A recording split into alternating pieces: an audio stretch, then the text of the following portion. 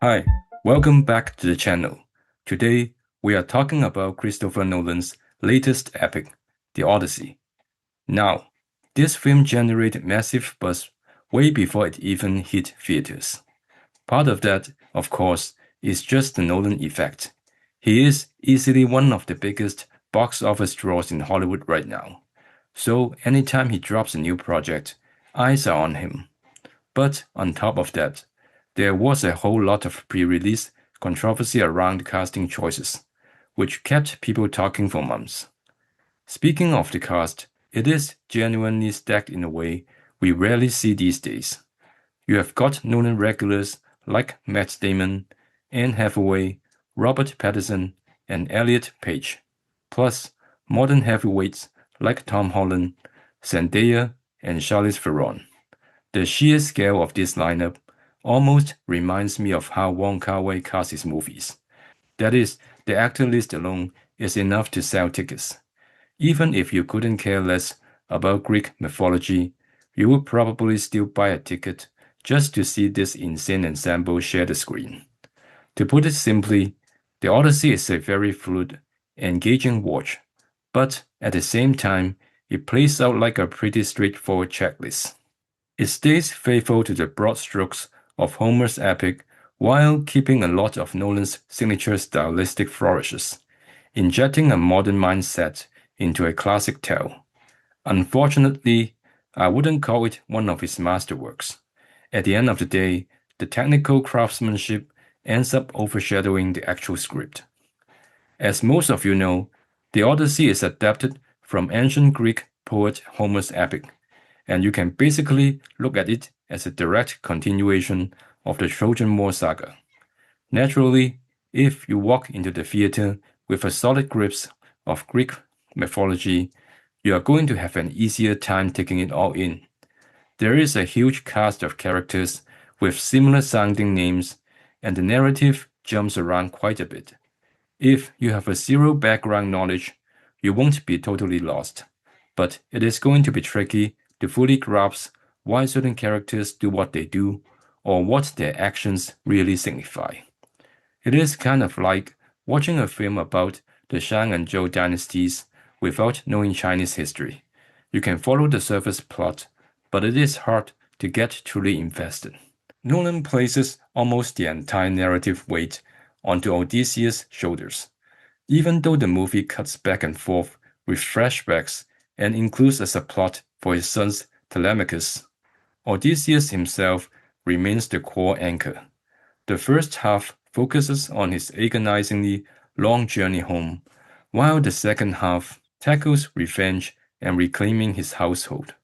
Even the movie's anti-war theme is pushing forward entirely through his personal perspective, leaving almost everyone as a supporting figure. Because of that, as long as you lock into Odysseus' emotional world, the movie is actually pretty easy to follow. Narratively speaking, even with the non-linear timelines woven in, the whole thing still feels pretty linear. Compared to mind-benders like Memento, Inception, or Interstellar, it is nowhere near as complex. On the flip side, it doesn't play out like a solemn historical biopic in the way Oppenheimer did. So it finds a nice middle ground in terms of pacing, even if it doesn't offer many jaw-dropping narrative surprises. What does deserve praise, though, is how Nolan manages to pack nearly every iconic sequence from the original poem into its roughly 3-hour runtime, including classic moments like the Trojan horse.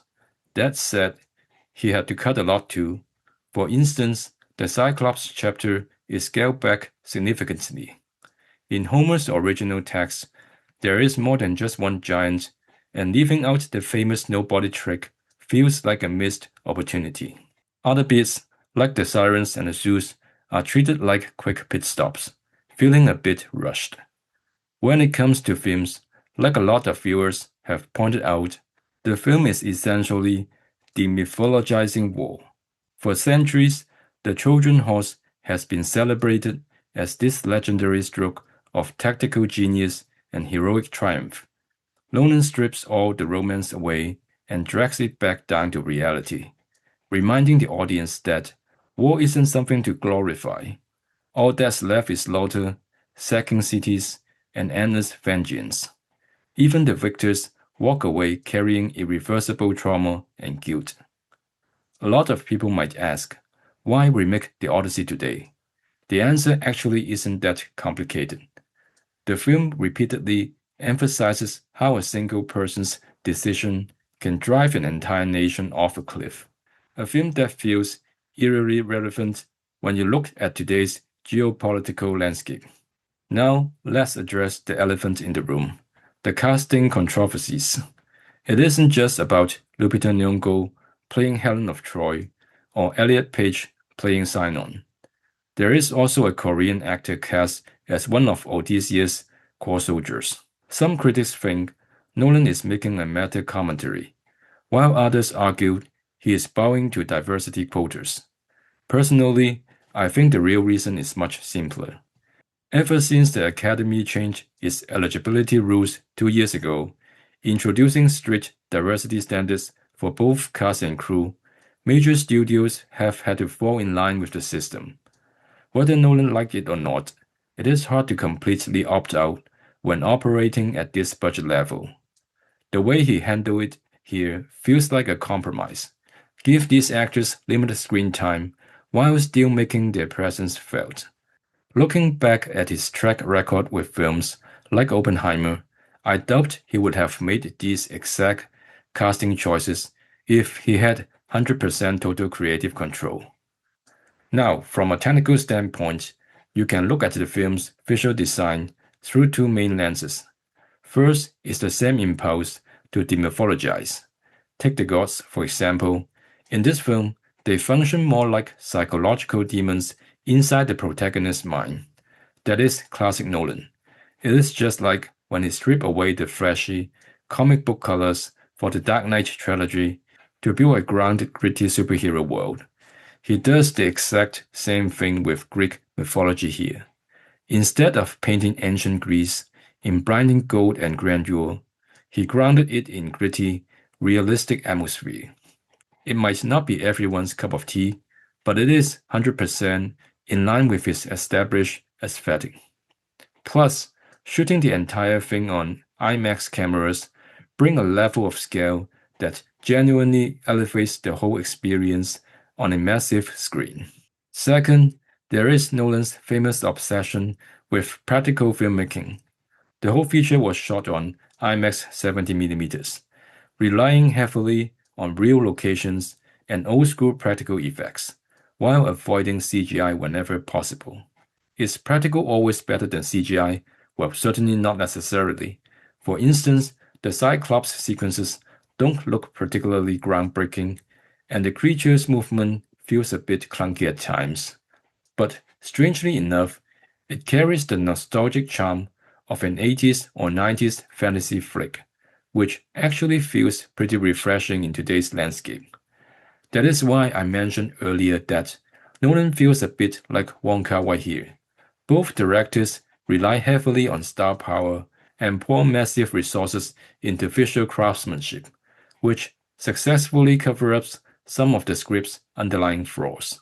For example, Odysseus' character arc still feels a bit thin on paper, but most viewers are willing to overlook that because the audio-visual presentation is so captivating. Unlike James Cameron, who has gone all in on digital technology to the point where the Avatar sequels feel narratively unbalanced, Nolan always knows how to keep story and tech in a delicate equilibrium. So there are plenty of unforgettable moments in this film.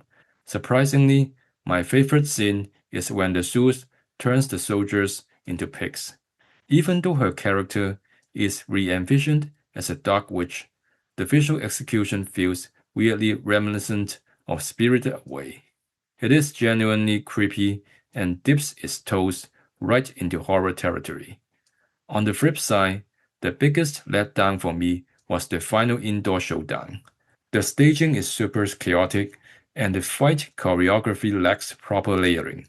Super fans might argue that a messy brawl is more realistic, but no matter how you slice it, it just shows that action direction remains one of Nolan's weakest spots. As for the criticism regarding all the characters speaking modern English instead of Greek or an ancient language, I honestly don't think it is a big deal. It's like watching a Chinese period drama. Nobody expects the actors to speak in ancient regional accent or read pure classical Chinese. Since this is a Hollywood blockbuster aimed primarily at a global English-speaking audience, performing in modern English is simply the most logical route. Overall, The Odyssey remains a solid, highly entertaining epic, and it never feels draggy despite running nearly 3 hours. It definitely isn't the disaster that some bad faith critics claim it to be, but at the same time, it is far from his absolute peak. In my personal ranking, it easily clears Oppenheimer and Tenet, but it still doesn't reach the creative heights of Memento, Inception, or Interstellar.